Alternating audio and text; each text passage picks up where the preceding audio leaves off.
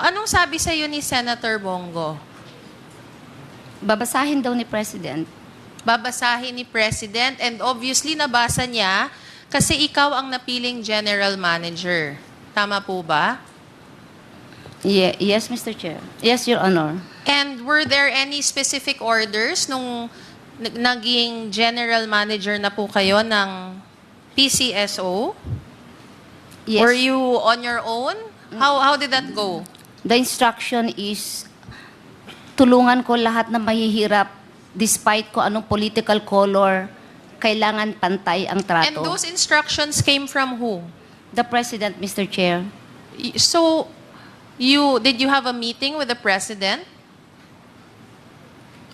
Yes, Mr. Chair. Kami sa PCSO with the board, we have a meeting. You have a Mr. meeting Chair. with the President because the PCSO is under direct supervision ba ng anong ahensya? We are under the office of the President. You are under the office of the President. All right, Mr. Chair. I Chair. believe I've established a lot of, from the various positions held by Colonel Garma. And You come across the killing of 3 Chinese nationals in the DAVAO Penal Farm and Colony.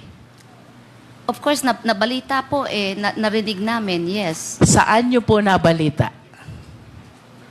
Hindi ko na po ma-recall, but napag-uusapan Sino pong kausap niyo sa usapan na sinasabi niyo? kahit sinong pulis po. Kahit sinong Kasi pulis. it's a Can you big please case. name names? I Sino cannot- po yung mga pulis na nakakausap niyo tungkol sa 3 Chinese nationals na napatay? 3 Chinese drug lords na napatay po sa DAVAO Penal Farm and Colony. Wala, kahit sinong pulis na magsasabi na, may namatay na Chinese dun sa loob. Oh, really? Sino yun? Ganun lang po. Sabi niyo But I po, ang cannot daming recall. pulis. Can you at least name names? Name a few of them. Na nakausap niyo at nagsabi sa inyong may napatay na 3 Chinese drug lords sa DAVAO Penal Farm.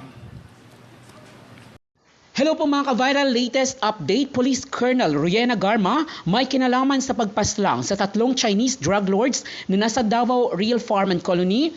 Colonel Garma isiniwalat na ang senador na nakausap at nakamiting nito at ikinanta rin niya ang pinakamataas na opisyal na nag-appoint sa kanya bilang CIDG chief. At ito ay nasa kasagsagan ng war on drugs ng nakaraang administrasyon.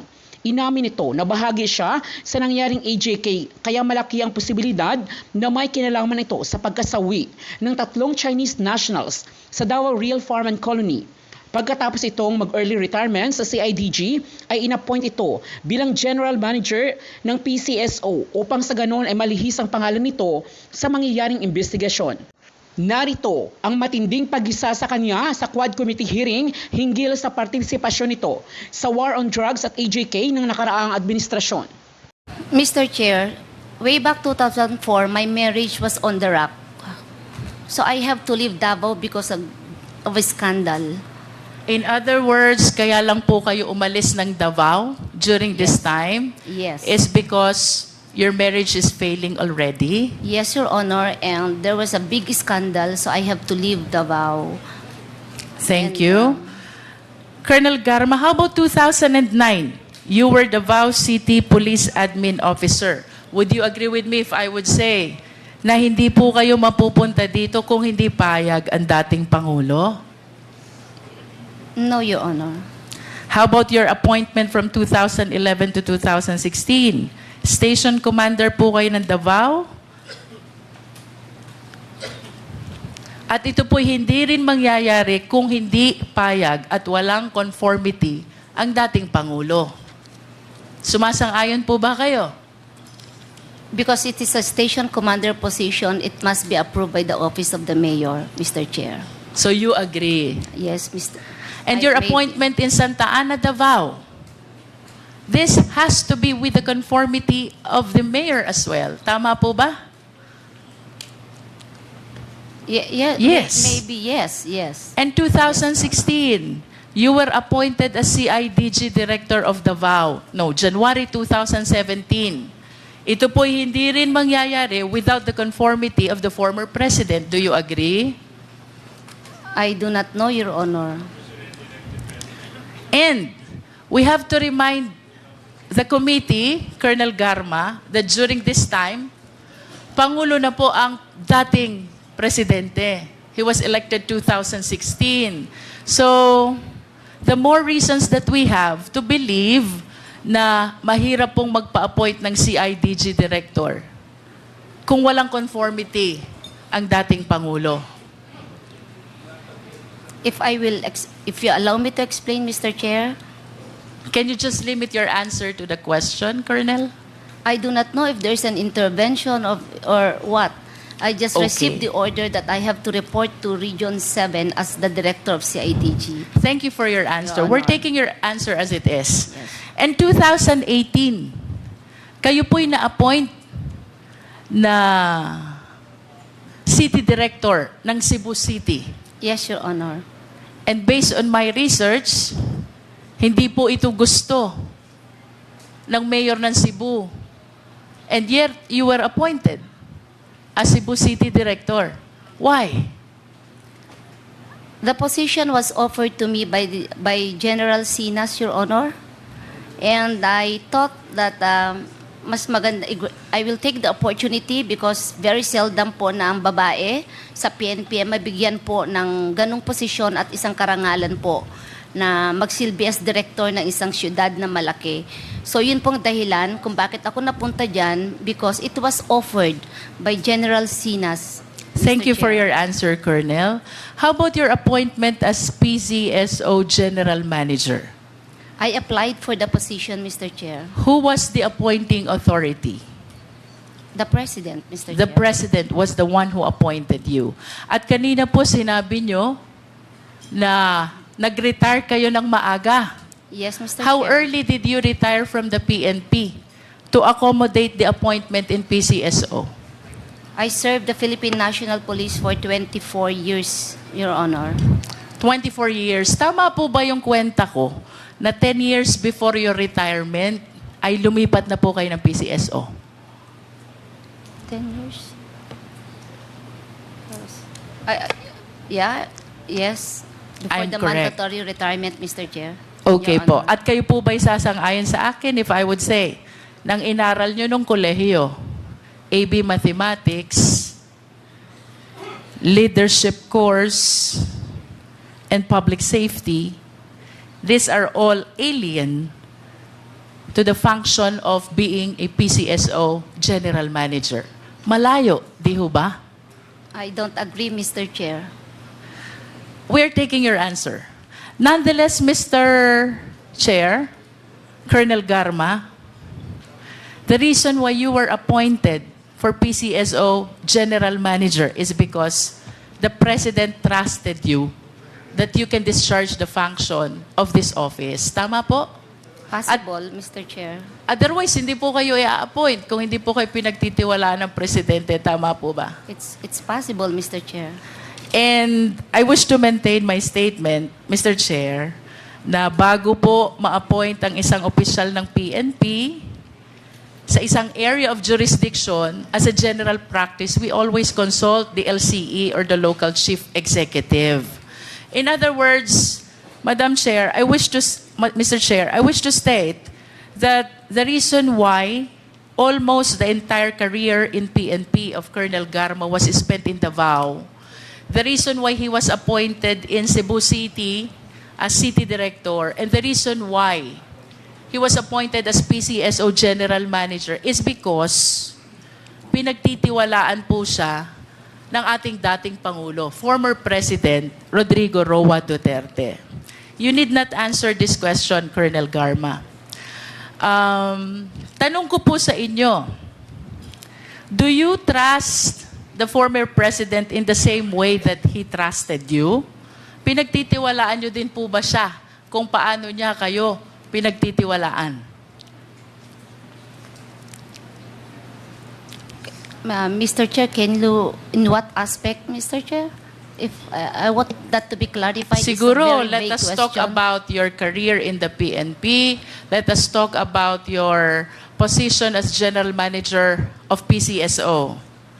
Kayo po'y pinagtiwalaan ng Pangulo dahilan kung bakit kayo naging matagumpay sa inyong career sa PNP, kasama na po yung appointment nyo as PCSO General Manager.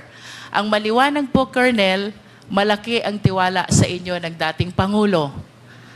You need not answer that. Ang tanong ko po sa inyo, kayo po ba nagtitiwala din kay Pangulong Duterte?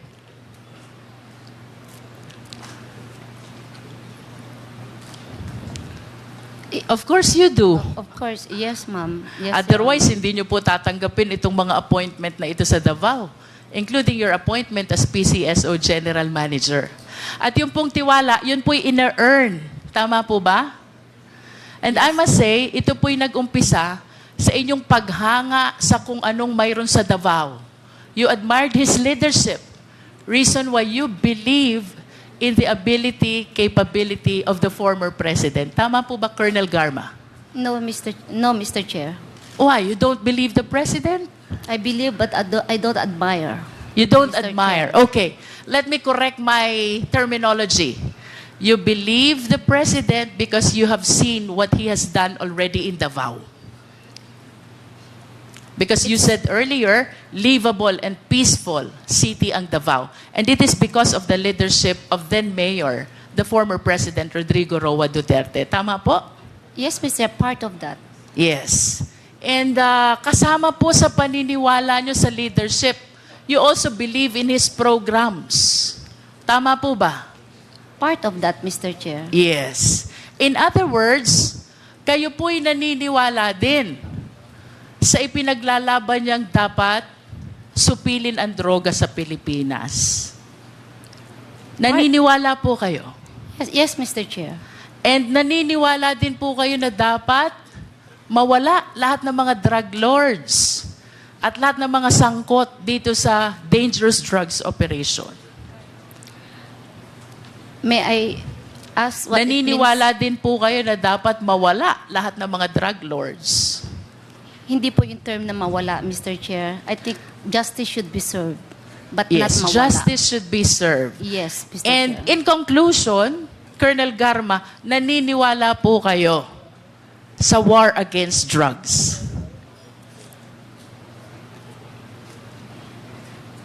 I believe in the part ng program. Kasi po, if I can explain my answer, Mr. Chair, Wait, there's ilang parte ho ba mayroon ang program ng war against drugs? intense police operation and police community relation with intense police patrol, Mr. Chair. So, So which part do you believe and which part you do not believe? community relations and intense police patrol. Because So you believe in both? Alin po yung sinasabi niyong naniniwala kayo sa isang parte? Aling parte ho ang hindi niyo pinapaniwalaan? I am more focused on police patrol, Mr. Chair. You believe in police patrol? intensified police patrol using the quad operations concept, Mr. Chair. And the first part is, Community relations. you believe also in community relations? Yes, Mr. Chair. In other words, you believe in the entire package of the war against drugs. Tama po? Of course, the quad concept of operation should work hand in hand, No, I'm Mr. talking Chair. about the war on drugs in its entire context, the way it was launched by the Philippine National Police with the support of the former president. Naniniwala po ba kayo sa war on Yes, drugs? yes, Mr. Chair. Yes, you do believe. Yes. And do you confirm, Colonel Garma, kanina po tinuro kayo ni Fortaleza, kaklase nyo daw siya. Yes, Mr. Chair. You belong to class 1997. Yes, Your Honor. How about Superintendent Padilla? Do you know him? I've met him once, Mr. Chair. You've met him once. Yes, Can you Mr. enlighten us? Saan niyo po ba nakilala si Superintendent Padilla? Your Honor, I met him when I passed by at CIDG 11 sometime in 2016. And can you tell us the reason why you passed by in CITG 11 in 2016? We are actually preparing for our thesis, and Your Honor, my subject is about the interagency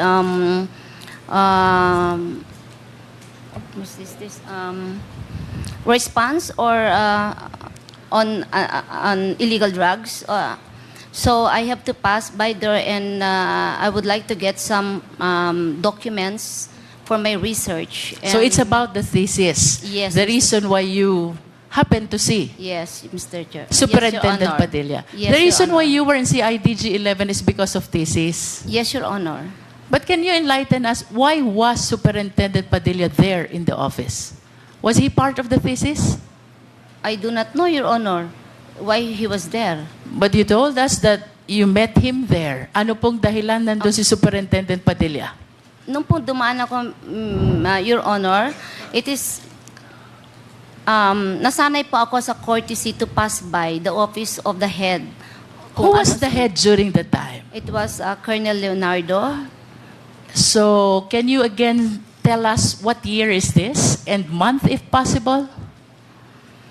I think it's just July of 2016. In I'm other not words, very you sure, Your confirm Honor. that one time in July of 2016, you happened to meet Superintendent Padilla and Colonel Leonardo. I You do not- confirm that? I Yun na do po not- yung sinabi nyo kanina. Yes. Nag-pass by kayo. Yes, Your Honor. You I passed confirm by. that? Yes. Yes. Kanina po, you also admitted kaklase nyo si Fortaleza. Do you recall any incident na dinalaw nyo si Fortaleza sa Davao Penal Farm Colony? Yes, Your Honor. When was this? I think it was also July of 2016, Your Honor. July ulit. So yun pong pagkikita nyo kay Colonel Leonardo, it was because of your thesis. Ano naman po ang dahilan at nakipag... Yes, Your Honor. How about having called Fortaleza? No, Your Honor. Hindi nyo po tinawagan si Fortaleza? Never po. Okay. July 2016, na-meet nyo po si Superintendent Padilla at si Colonel Leonardo sa CIDG. And then July 2016, dinalaw nyo po ang kaklase nyo si Fortaleza. During that time, nakadetain siya sa Davao Penal Farm and Colony. Kasama nyo ang kaklase nyong si Grijaldo at ang dati nyong asawa si Colonel Villela. Yes, Your Honor. Tama po ba? Yes, Your Honor. Nasaan po kayo Mr. during Chair. this time? Pakiulit lang po yung sagot niya kanina na ang sabi niya, never na tinawagan niya si Jimmy Fortaleza. Never. Pakiulit nga po yung sagot niyo. Can you please mention again, articulate again your answer to my earlier question? May naaalala po ba kayong pagkakataon na tinawagan nyo 2 beses si Fortaleza? 3 pa nga yata eh. Wala po ako Mr. Chairman, naalalang... Mr. Chairman, before... Yes. Just quick lang po, Mr. Chairman. Just to remind Colonel Garma, you're under oath. Yes, Mr. Chair. If we prove that indeed you're lying, we might cite you in contempt. Yes, Mr. Chair. Thank you, Mr. Chairman. I'm about to wind up, Mr. Chair. During this time, July 2016 and August 2016, nasan po ang assignment ninyo, Colonel Garma? I was undergoing schooling, so I don't have a unit or assignment, Your Honor. Wala pa po kayong unit assignment. Yes. Wala po akong office. Wala po. But considering that almost your entire career was spent in Davao, I think it is reasonable to believe na kahit papaano, alam nyo po yung mga nangyayari sa Davao. Somehow, yes. Yes or no? Hindi ho lahat, Mr. Chair. Some. Your Honor. Would you say yes? Your Honor, hindi kasi ako mahilig lumabas, magkipag-socials. Okay, let me be sometimes I'm not specific, even Colonel updated, Garma. Except kung trabaho ko po yun, Mr. Did Chair. you come across the killing of 3 Chinese nationals in Davao Penal Farm and Colony? Of course, nabalita po narinig namin, yes. Saan nyo po nabalita? Hindi ko na po ma-recall, but napag-uusapan Sino pong kausap nyo sa usapan na sinasabi nyo? kahit sinong pulis po. Kahit sinong Kasi pulis. it's a Can you big please name case. names? I Sino cannot- po yung mga pulis na nakakausap nyo tungkol sa 3 Chinese nationals na napatay? 3 Chinese drug lords na napatay po sa Davao Penal Farm and Colony. Wala, kahit sinong pulis na magsasabi na, may namatay na Chinese dun sa loob. Oh, really? Sino yun? Ganun lang po. Sabi nyo But I po, ang cannot daming recall. pulis. Can you at least name names? Name a few of them. Na nakausap nyo at nagsabi sa inyong may napatay na 3 Chinese drug lords sa Davao Penal Farm. During that time, I was undergoing schooling, Your Honor. So Yes, but probably mga earlier you classmates said, namin. Colonel Garma, that you were aware because pinag-uusapan ninyong mga pulis. Now tell us, I sino cannot- po yung mga pulis na nakausap nyo? Hindi ko na po maalala, Mr. Hindi nyo na po Maraming maalala. pulis po. It's very impossible na hindi maging news po yan at hindi pwedeng pag-usapan, Mr. Chair. Precisely, Colonel Garma. Yes, Maraming salamat po. I am done for now, Mr. Chair. Thank you, Chairman. Congresswoman Luistro. Yes, Just Congresswoman quick lang, Paduano. Mr. Chairman, because when Colonel Padilla was asked to pinpoint Colonel Garma, hindi niya pa daw na-recognize. Then, nung second question, sabi niya daw nagbago ng muka. Okay, ito, Mr. Chairman, I have a picture with Colonel Garma together with the President, Duterte. Old picture to, ano lang po, paki-confirm na if indeed this is the picture. Ito yung Garma na kilala mo dati. Comsec. Kasi walang salamin yan. Hindi nakasalamin eh. Nakasalamin na ako. Anyway, paki-confirm lang. Hindi ako, Comsec. Comsec dito, kay Colonel Padilla.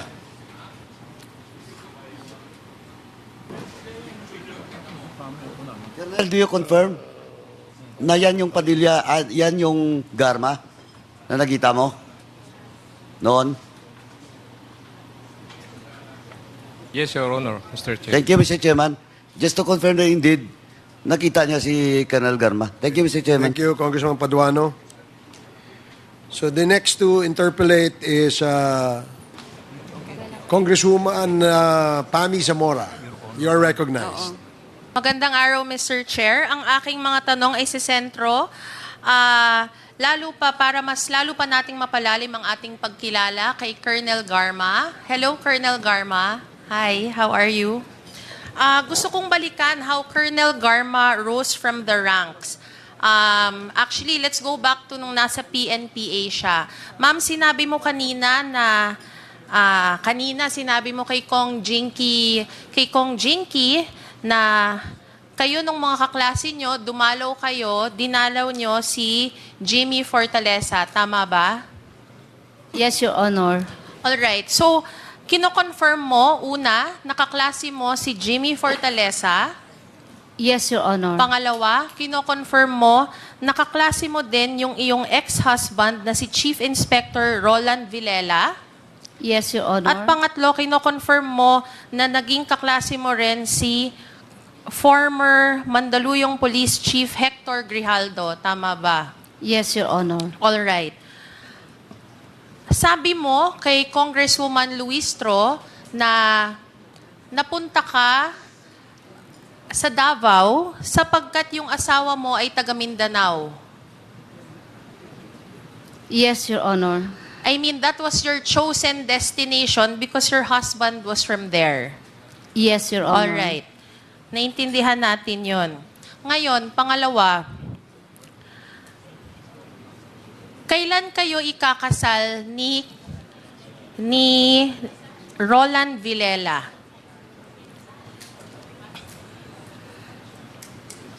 Kinasal. October 18, 1998, Your Honor. Alright. And many news articles are going to say that you had encountered marital problems. Am I correct?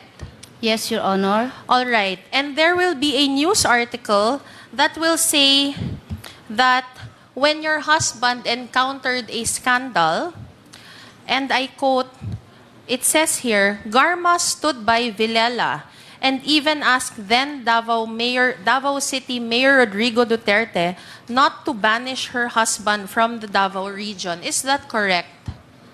No, Your Honor. All right, mali pala itong news article ko. Okay, so anong nangyari? There are many, if not countless articles about your husband stating na tama naman na pinagtanggol mo siya at nanindigan ka. Siyempre bilang asawa, pinaglaban mo yung spouse mo. Anong nangyari nun? Hindi mo ba siya inilapit kahit kanino? No, Mr. Chair. Can I make a statement, Mr. Chair? Can you just answer our question, please? Hindi mo ba siya... It's understandable that we stand by our spouses. Wala pong mali doon na yun po ang... Kung ang sagot niyo po ay oo, wala naman pong mali doon. Naiintindihan ko po yun completely. Asawa niyo po yun. So, nilapit niyo po ba ang problema ng asawa niyo sa kung kanino man, lalo't higit kay former Davao City Mayor Rodrigo Duterte? No, Your Honor. All right. So, hindi mo siya nilapit kahit kanino? No, Your Honor.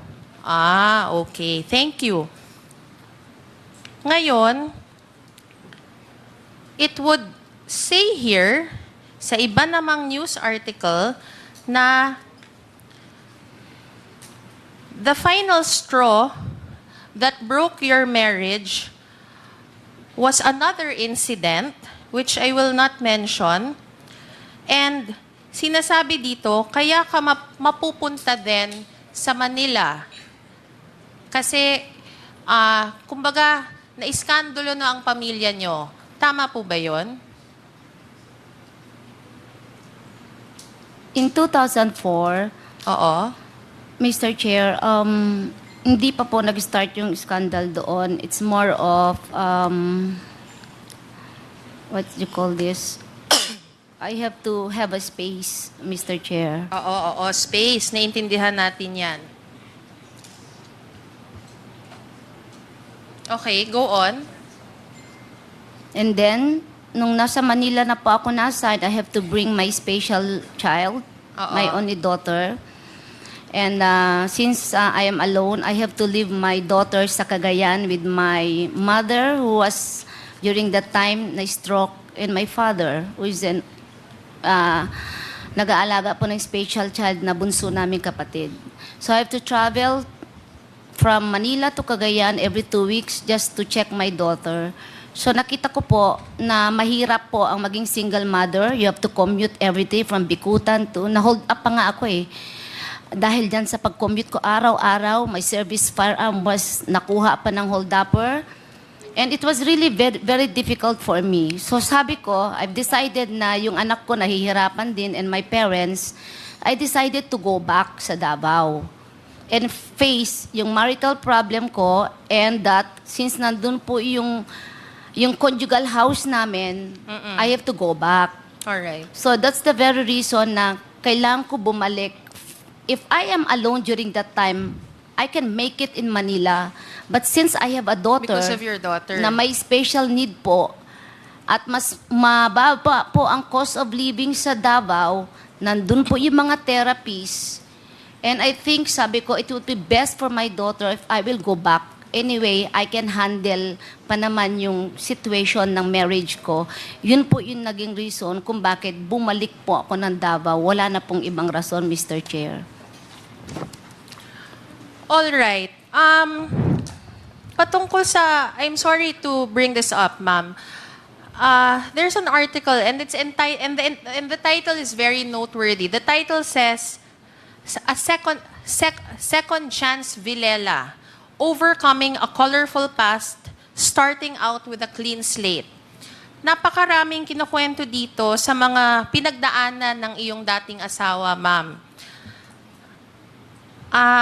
Ang tanong ko, sino ang mga tumulong sa asawa mo na kahit sa dinami-dami niyang pinagdaanan, napakaraming kontrobersiya, ay na-appoint pa rin po siya sa Iloilo na maging chief ng Iloilo Police Provincial Office? Mr. Chair, I think he earned that. Mr. Chair, kung makikita niyo yung kanyang service record, matalino po siya, marami pong training, very competent, nagtatrabaho po siya na maayos. So I think he earned that position, Mr. Chair. All right. So you completely deny? Are you telling me you're completely denying that you went to and you sought the help of former Mayor Rodrigo Duterte to somehow help your husband? Hindi po totoo yan, Your Honor. So anong totoo? Wala kang ginawa para para matulungan yung asawa mo? Wala po, Your Honor. He earned it, Your Honor. He earned what? Whatever po yung positions na nakuha niya, he earned it. Despite having very scandalous cases? I don't... kaya nga he earned it. He knows his way up, Mr. Chair. He surely would know his way out. So hindi mo siya, ma'am, talaga tinulungan. Because countless articles, merong Rappler, iba't iba pa, nagsasabi dito na naging hingahan nyo ng sama ng loob nung panahon na yon si Mayor Duterte. And thus earning his trust. No, Your Honor. All right. Ngayon, ma'am, mabalik po tayo. Nung first assignment nyo po, nabanggit nyo po ang first assignment nyo ay bilang, ano nga po ba ang first assignment nyo, ma'am, sa Davao? I was the team leader of the anti-vice unit. No, my first assignment was I was the chief of the HRDD, All right. Human Resource Doctrine Development under admin branch of Davao City Police Office. That was my first assignment po sa Davao City. So all your stints in Davao are within